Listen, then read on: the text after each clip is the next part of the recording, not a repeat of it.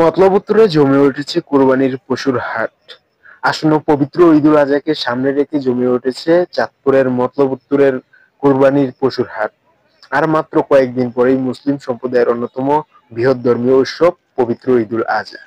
ধর্মীয় ঐতিহ্য ও ভাব গাম্ভীর্যের মধ্য দিয়ে আগামী ৭ই জুন ঈদুল আজহা উপলক্ষে পশু কোরবানি করবেন মুসলিম সম্প্রদায়ের ধর্মপ্রাণ মুসল্লি। কোরবানি উপলক্ষে পশু কেনাবেচায় ব্যস্ত সময় পার করছেন কোরবানিদাতা ও ব্যবসায়ী। মতলব উত্তরের কোরবানির পশুর হাটগুলিতে উঠতে শুরু করেছে ঝকঝকে সাদা, লাল ও কালো রঙের বিভিন্ন জাতের বিপুল সংখ্যক দেশি গরু ছাগল। হাটে ক্রেতা বিক্রেতার উপস্থিতি ছিল চোখে পড়ার মতো, এতে করে যেন জমে উঠেছে কোরবানির পশুর হাট।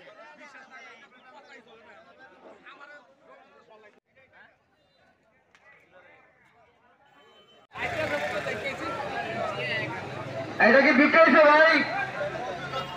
হ্যাঁ, এটা কি বিক্রি হয়েছে?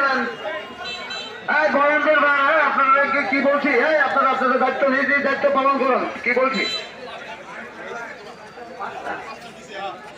5টার নিচে কোনো গরু বার করবেন না।